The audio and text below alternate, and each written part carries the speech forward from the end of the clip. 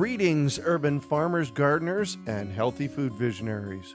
Farmer Craig here, and welcome to the 386th episode of the Urban Farm Podcast, where every day we work together to educate and inspire you to become part of your food revolution.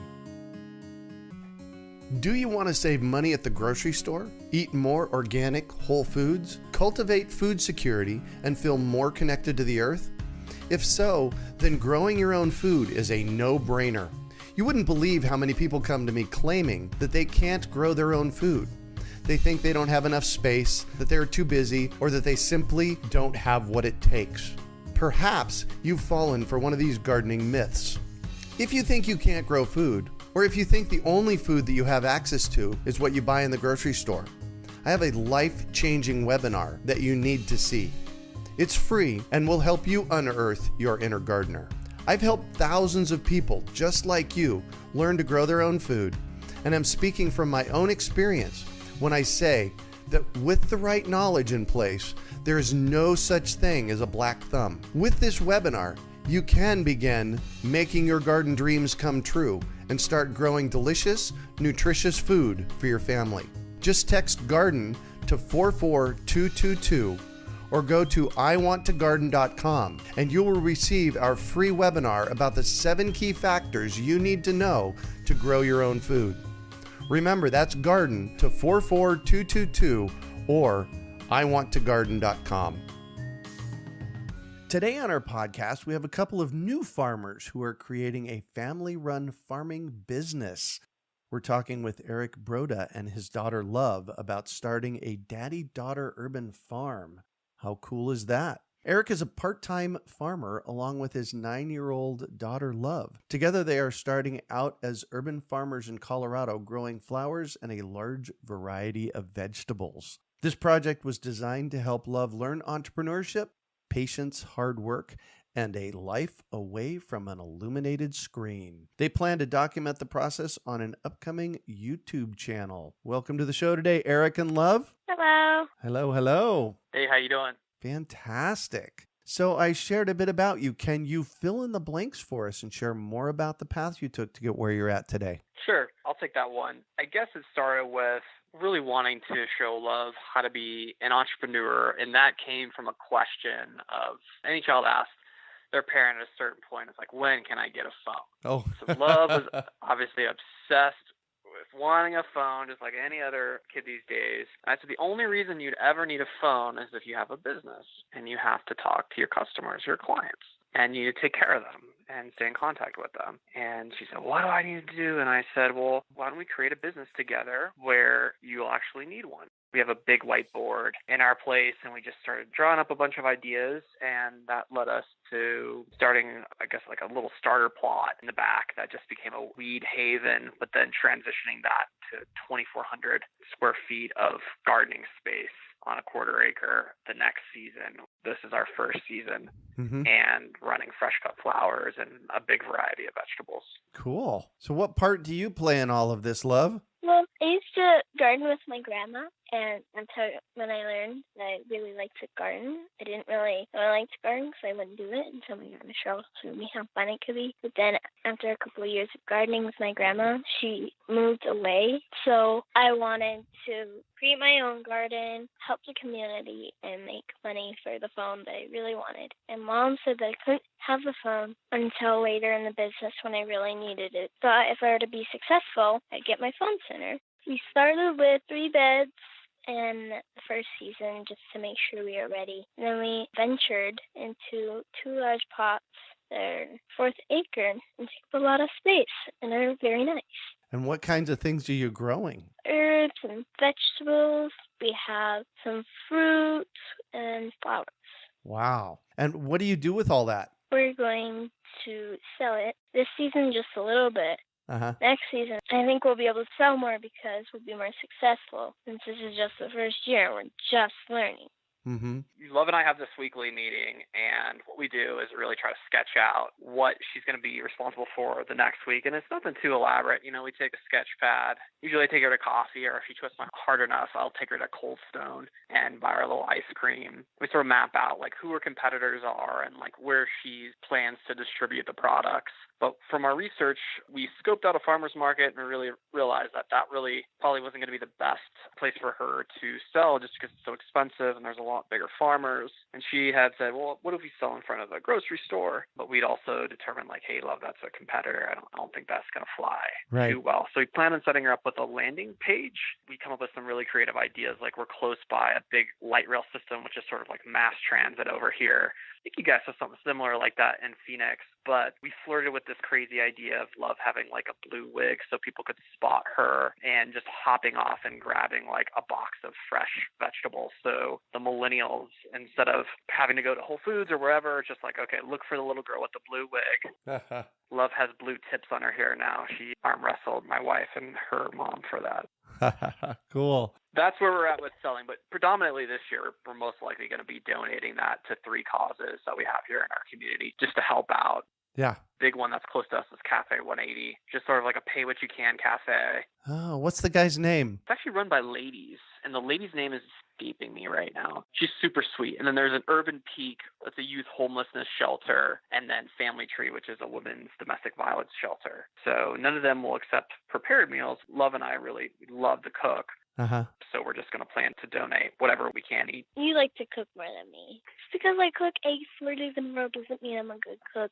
Or I like cooking. I'm the sous chef too. My sweetie Heidi does all the cooking and I just prep and clean up. So I understand that, Love. Yeah, Love's given me a very interesting title. What do you call me, Love? Chief assistant. There you go. Nice. I kind of fall into that category too. Recently, Janice, she's the person that handles all the background stuff. She's gone from being my assistant to she started calling herself the manager. So she's now my manager. So I understand that.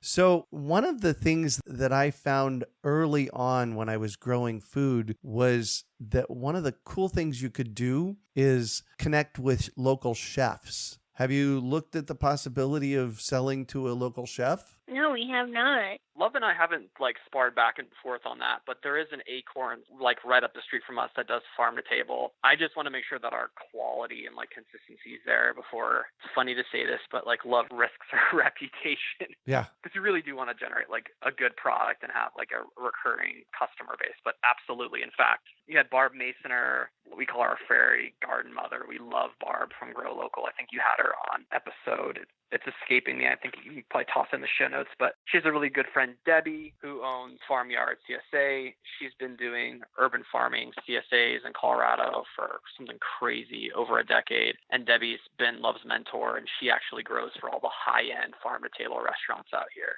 Wow. So, Love, you have some mentors that are helping you learn how to farm? Yeah, I have Debbie and Barb.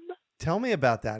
It's good. Barb and Debbie definitely help us a lot. When there's a storm coming and we have no idea what to do with the plants, so if they don't die or get hurt or anything, we normally ask them. One time there was this huge storm coming. I don't think it was huge because Debbie said that we could just leave the plants be because it wouldn't really do anything to them because there was nothing we could do to them, or we could get a tarp for them. I think she's talking about a snowstorm we had early in the season. Yeah. How was that experience for you, Love? It's good. Definitely helps us with growing and stuff. What did you learn from it? We didn't really need to do anything, but if it were a larger snowstorm, we would have had to put tarps over them. Got it. So what's your favorite thing to grow, Love? My favorite thing to probably grow is the kale because it's good on our sandwiches, especially the one that Grandma Cheryl made. Ooh, kale? Really? Goes good on sandwiches. What else do you do with it? We could make it in salads. It tastes a little bit earthier. It's not exactly the one we put in our kale, so it tastes pretty good in salads. It's just a little more earthy tasting. A little more earthy tasting? Yeah, earthy. We usually do it with Winterberg. I think that's the way to say it, the heartier kale, but we have Red Russian. Oh, yes. So it's a little trickier. We actually have a super good salad recipe we can send to you. There's a high-end place called True Foods out here. I think they charge a lot of money, and it's very simple, and it's delicious. And Love really enjoys it. She laps it up. Is that your favorite salad, Lovey? Mm-hmm. Nice. So recently you've had some pretty hard storms, some rainstorms. Can you tell me about that? We just recently had a flash flood that kind of destroyed our plants in the back and in the front. The sunflower, it snapped from climate change, we think. And a lot of the tomatoes rotted because they were shocked by the climate changes. But The underground plants are still pretty good. The other plants that are underground, they're delicate and they kind of have this white stuff on them. And there's a lot of leaves in our lawn and in the garden. It's kind of hard to do gymnastics, so I normally do it in the house. We definitely in the summertime get a lot more fast-growing weeds. Yeah. It was pretty bad out here. I felt pretty bad. Love looked at me and she was crying and she said, "What do we do, Dad?" And I said, "There's not much we can do, kiddo. This is part of what happens, and whatever happens, we'll just keep moving along." And we spent a lot of time building out all the infrastructure. I mean, she spent a lot of hard work getting the compost ready. We had someone drop off horse manure. We had huge trees, so a ton of leaves, grass clippings, and then we have a big food scrap area. And we tilled that in. We prepped the beds. And we have a lot of it set up, but we went through that, and Love said the hail tore up the tomatoes. We had about 40 tomato plants in our backyard. We had 2 plots, and the front plot has a bunch of fresh cut flowers that are starting, and the sunflower, it kind of tells the story of what happened. It'll snap in half.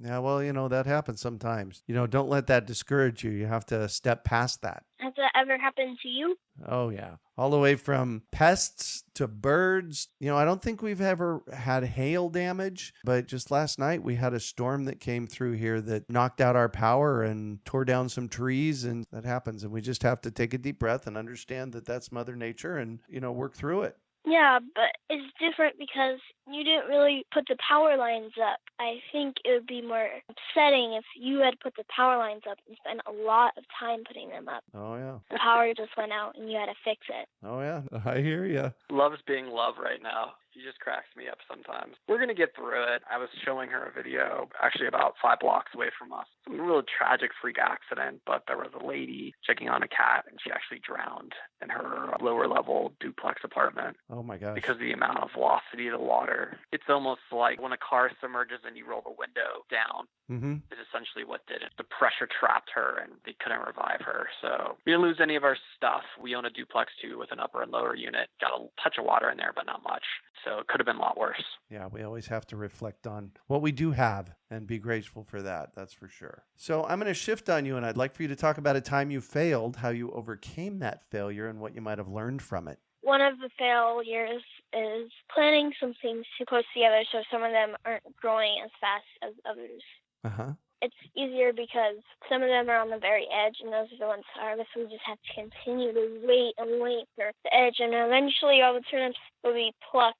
It'll take a long time. Yeah, the extra one. So what did you learn from that, Love? To not plant 2 things too close. Well, there you go. Yeah, Love, explain, Greg, what you were doing afterwards, like how you got a little crazy on planting the arugula and the kale. The arugula, I kind of didn't really learn my lesson because I was rushing, but kale, I definitely learned my lesson. And I think the kale would have grown well if the storm didn't happen. Mm-hmm. What did you do with the kale, though? I used the ruler. Oh, yeah. That's actually a really good way of doing it. How'd that work? It worked pretty well, just a long process. Isn't that the case? I had to be to my friend's baptism because they promised I'd go there, and I knew it's very important to her. So the last few kale plants, I kind of had to rush a little bit, and I had to eyeball it. Oh, yes. I'm sure Love is making a face, but we planted wheat rye. So we wanted to really break up our soil because we're in Colorado, that thicker soil, and it's our first season of transitioning our soil. And it turned it into being kind of a nightmare for us because we cut it to where there was some left. It'd sink back into the soil, but we didn't really get the roots out. We didn't pull it out. Uh-huh. And so it was just like continuing to grow everywhere. And of course, Katie, my wife, Love's mom, and Love are just like, we're going to make you sleep outside, Eric, if you ever do this to us again. We don't think it was worth it. So. Yeah, because it was a nightmare. We spent a whole day plucking it out of the ground. Yeah.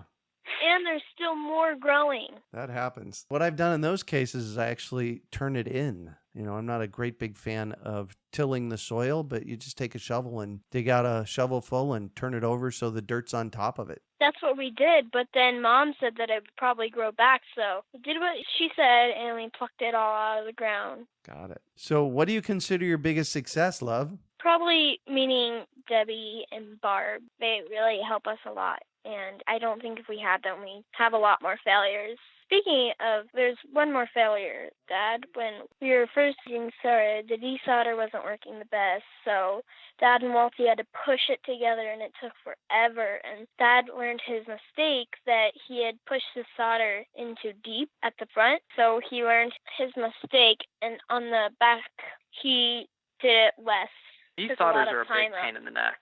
SODDER, solder? Yeah, and Desolder, when we were using the desolder to get some of the wheat rye up, Mom thought that they would get a lot of it up, but it didn't, so she spent a little bit of time getting up, and then we told you that we had to rip it all out. But it was a success because now our soil is really easy to work in. I'm really proud of Love. I think that she's learning a lot, and it's definitely not easy work. She was pulling weeds and getting things out of the walkways about 2 weekends ago in the rain and just started grinding through it. I feel like it's really good that she sees that a garden and like farming is a lot. It's very sort of metaphorical to life, and I tell her that a lot when we're out in the back. You have to continue to pull the weeds because your mind, your environment, people that get into your life that aren't helping you, they're going to sprout up, and you have to be able to identify when it's coming up, who or what, or if it's yourself, something that you're doing, and you got to go and pull it, and you have to do it on a continual basis.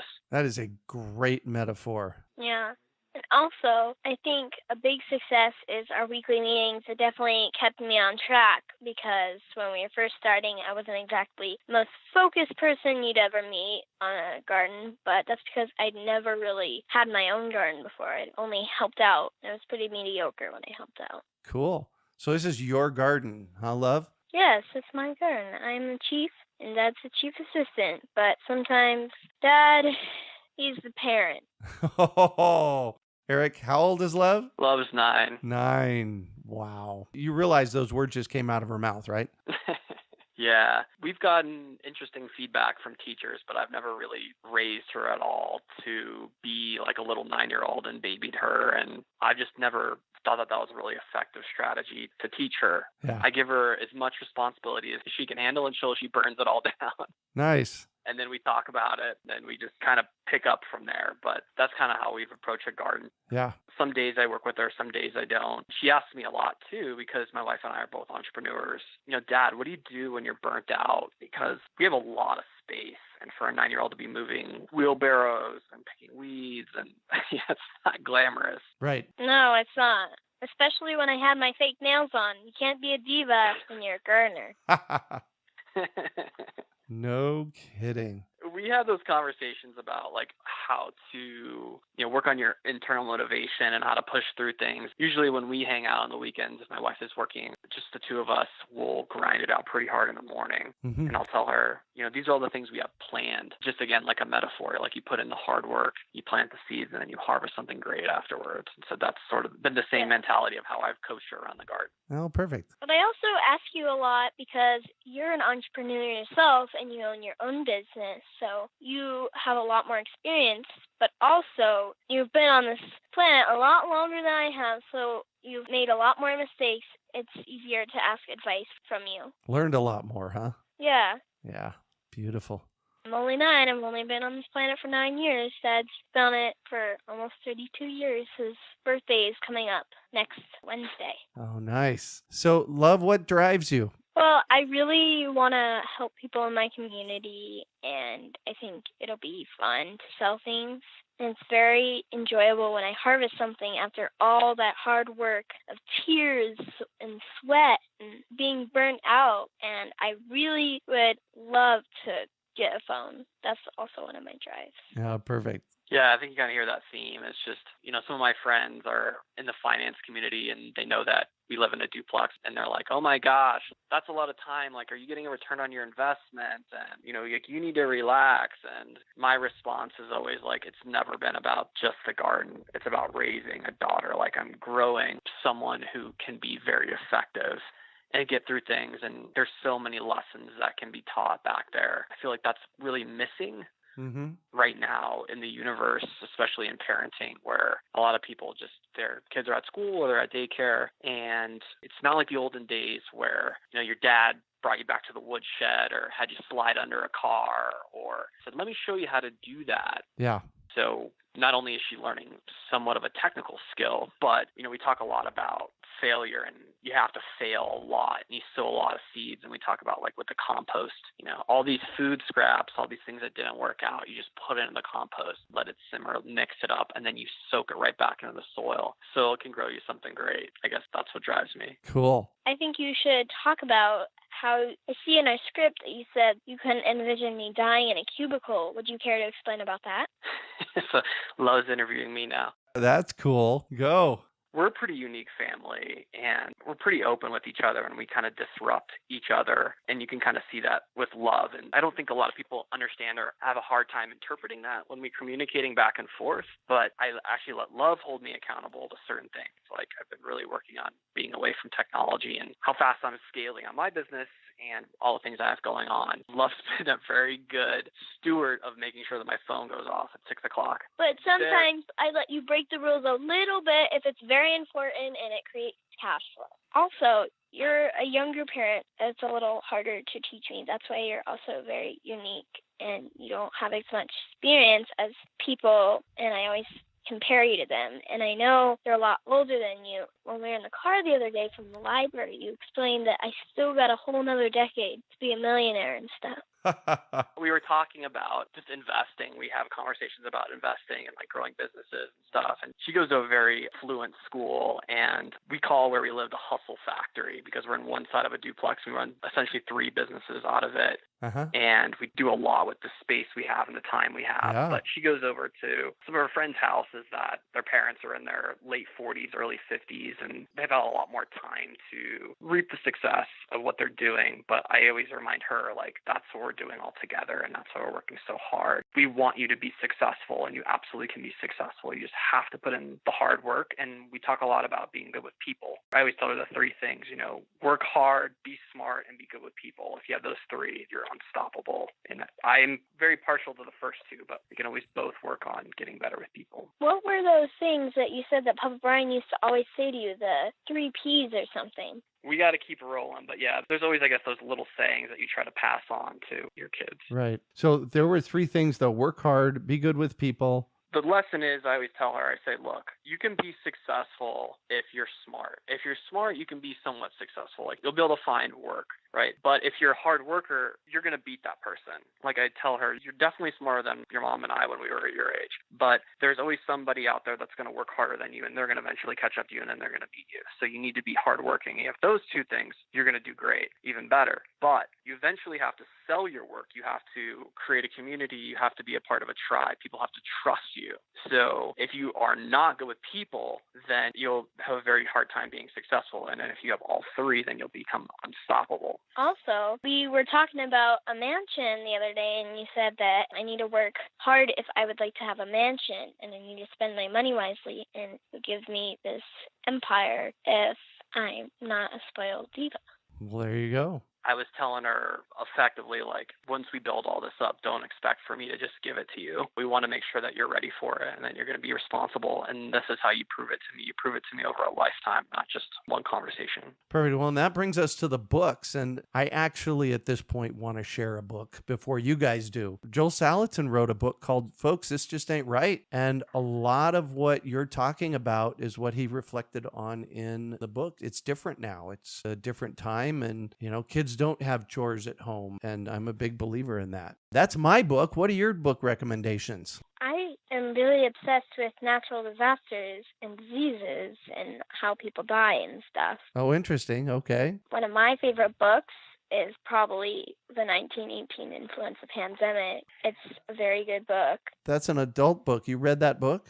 I did read that book. Wow. And I read the Cobra event too, but I never finished it because I had to return it. Yeah? That's another weird thing that we have, I guess, that's different in our family is I don't restrict Love's access to information at the library. So effectively, she's allowed to check out whatever she wants. Sometimes my wife and I will have interesting conversations. And another thing, too, is she's very competitive. So we'll look at her rankings on where it reads for her reading ability, and she'll want to score a little higher But sometimes if I try to score a little higher, the book gets uninteresting, and it's very hard for me to read because I can't read at that level. It's just not interesting for me because I'm not an adult, and so things are interesting to adults that aren't interesting to me. Yeah. So, love, I'm 57 years old. I have that problem. Sometimes I read something that's just not interesting to me. So it's okay. I think Seneca on the Shortness of Life has been like a really effective book for me to sort of disrupt myself before I waste too many days. You know, he basically says like the future is uncertain, live immediately. And it's really easy for people to keep delaying doing something.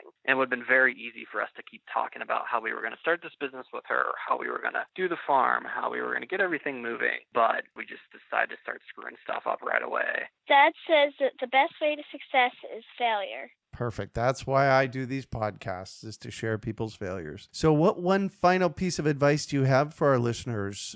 Just doing it. When anything's important to you in life, it's really easy, especially with all the information we have at our fingertips, to continue to analyze something and think about the exact way to do it. And what if this goes wrong? You just sort of have to sink the seeds and get started and pull up the weeds from there. And I think that the second piece, and Love had kind of keyed on this, but you need people around you. You need those 5 people that are really going to support you and not only provide you the guardrails, but give you encouragement and really feed your soul when you feel like giving up. And I know Barb and Debbie have definitely done that for us, especially in our house with so much going on. That's definitely one of my pieces of advice, too, is to have a fairy godmother, because you don't have one, like you said, you can have a lot more failures. And you can ask them as many dumb questions as you want that you don't know because you're not as experienced as them. Perfect. I love that you called her your fairy godmother. Well, thank you both so much for joining us on the show today.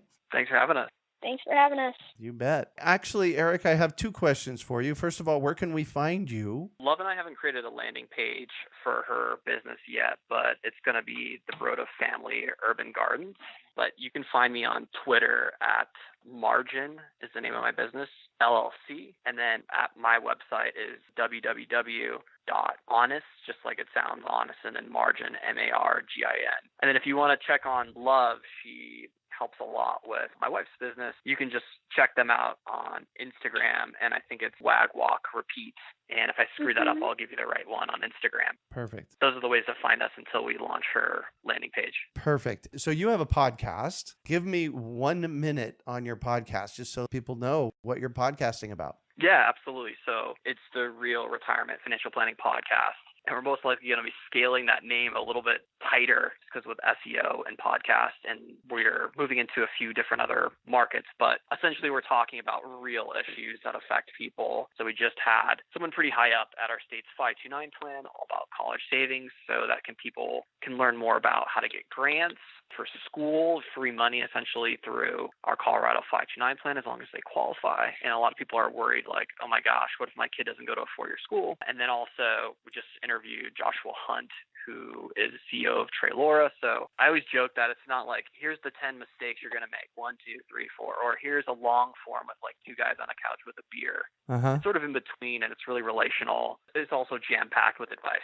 Perfect. You can also find show notes from today's podcast at urbanfarm.org/love. We are your urban farming resource. You can find our podcasts on iTunes, Google Play, Stitcher, iHeartRadio, and so much more. Also visit urbanfarm.org to find articles, podcasts, webinars, and courses. Well, that's it for today. Thanks for joining us on the Urban Farm Podcast.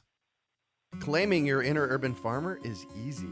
Grow food, share it, and name your farm. Then let the world know you're an urban farmer while supporting our podcast. Pick up your Urban Farmer bling, hats, and t-shirts at imanurbanfarmer.com. We hope you enjoyed today's episode of the Urban Farm Podcast. Remember to listen for tips, advice, and resources to help you on your journey with urban farming. You can find us on the web at urbanfarm.org or send us an email to podcast@urbanfarm.org. In the words of Vincent van Gogh, great things are done by a series of small things brought together. Be encouraged that with each lesson learned and skill developed, you are one step closer in the direction of your dreams.